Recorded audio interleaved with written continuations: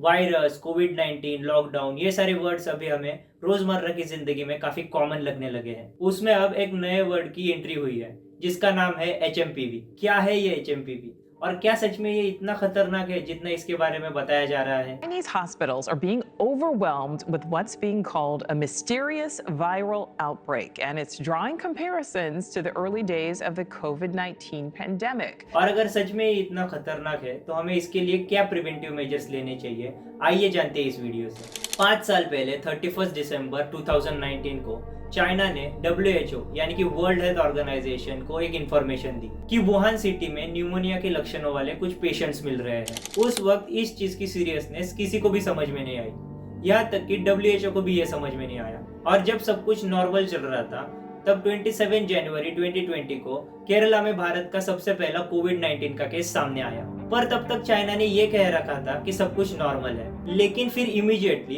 30 जनवरी 2020 को चाइना ने officially declare किया कि कोविड-19 आउटब्रेक एक public health emergency of international concern है, जो कि पूरी दुनिया के लिए एक हेल्थ इमरजेंसी के बराबर था। अब आप ये सोच रहे होंगे कि मैं ये सब वापस से क्यों दोहरा रहा हूँ। तो हाल ही में एक नए वायरस की चर्चा पूरे वर्ल्ड में शुरू हुई है जिसका नाम है एचएमपीवी।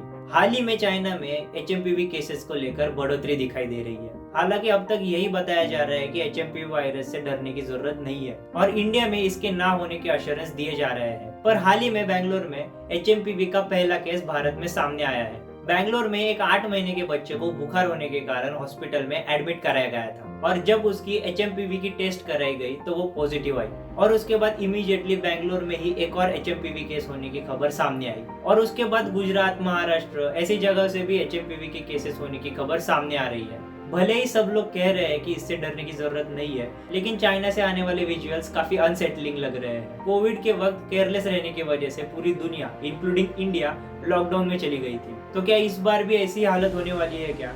ऐसी बातें पूरे इंटरनेट पे चल रही है। पहले कहा जा रहा था कि इंडिया में इसका अभी तक एक भी केस सामने नहीं आया है, लेकिन अब बेंगलोर में इसके रिलेटेड पहला केस सामने आया है और उसके बाद ही नागपुर, महाराष्ट्र से 2, गुजरात, अहमदाबाद से 1 एचएमपीवी पॉजिटिव केस मिलने की खबर सामने आ रही है।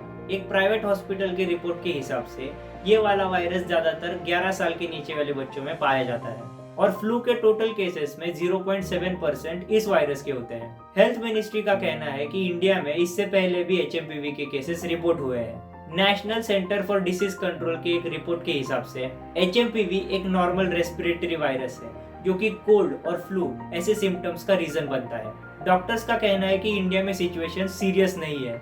बच्चों में रेस्पिरेटरी इन्फेक्शंस ज्यादातर विंटर्स में होते ही है, लेकिन अभी तक ऐसा कुछ अनयूजुअल नहीं हुआ है। हॉस्पिटल्स में बेड और ऑक्सीजन का सफिशिएंट सप्लाई है और इसके लिए स्पेसिफिक एंटीवायरल मेडिसिन की भी जरूरत नहीं है। इंडियन मेडिकल एसोसिएशन महाराष्ट्र के former president doctor Avinash Bhondwe इन्होंने क्लेरिफाई किया है कि इंडिया में एचएमपीवी को लेकर घबराने की जरूरत नहीं है।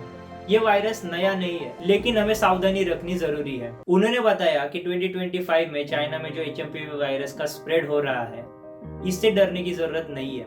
उन्होंने ये बताया कि चाइना में जिस वायरस का आउटब्रेक 2025 में हो रहा है, ये वायरस नया नहीं है। इसका आउटब्रेक कुछ सालों पहले यूएसए, कनाडा और अदर कंट्रीज में भी हुआ है। ये वायरस कोविड की तरह लगता है, पर यह वायरस कोविड ग्रुप का हिस्सा नहीं है। इस वायरस से होने वाली दिक्कत कोविड के मुकाबले काफी कम है और इस वायरस का मोर्टेलिटी रेट भी काफी कम है। जब किसी को इस वायरस की लागन होती है तब runny nose, sneezing, coughing, throat infection और फीवर जैसे सिम्टम्स दिखाई देते हैं। अगर बीमारी और बढ़ती है तो निमोनिया जैसे सिम्टम्स भी आ सकते हैं। साथ ही ऑक्सीजन लेवल भी कम हो सकता है, लेकिन फिर भी एचएमपीवी इतना डेंजरस नहीं है। डॉक्टर अविनाश भोंडवे जी ने आगे ये भी बताया कि आमतौर पर यह बीमारी 5 से 10 दिनों में ठीक हो जाती है। रेस्ट और फीवर की कुछ दवाइयों के साथ ये बीमारी क्योर हो जाती है। ग्लोबली बहुत ज्यादा पेशेंट्स मिलने लगे और इस वायरस का ट्रांसमिशन और भी तेजी से होने लगा, तो हो सकता है कि हमें एक और वैक्सीन डेवलप करने की जरूरत पड़ सकती है। लेकिन अभी तक इस वायरस के लिए हमारे पास कोई भी स्पेसिफिक मेडिसिन या फिर वैक्सीनेशन अवेलेबल नहीं है। एचएमपीवी एक सीरियस कंसर्न जरूर है, लेकिन हमें इससे डरने की या घबराने की जरूरत नहीं है, बल्कि समझदारी और सावधानी बरतते हुए हमें प्रिकॉशंस लेने की जरूरत है। कोविड-19 के टफ लेसन्स ने हमें ये सिखाया है कि अर्ली प्रिकॉशंस और टाइमली एक्शंस की वजह से हम बड़ी से बड़ी मुश्किल को भी हरा सकते हैं। अपनी और अपने परिवार की सेफ्टी के लिए बेसिक प्रिवेंटिव मेजर्स को फॉलो करें, जैसे कि मास्क पहनना, सोशल डिस्टेंसिंग रखना और रेगुलरली हाइजीन मेंटेन करना। लॉकडाउन की वजह से जैसे लोग और जगह में फंस गए थे, वैसे ही यमन में इंडियन ओरिजिन की निमिषा प्रिया एक बुरे केस में फंस चुकी है। अगर आपको इसके बारे में और जानकारी चाहिए तो आप इस वीडियो पर क्लिक करके देख सकते हो। मैं आपको उसी वाली वीडियो में मिलूंगा।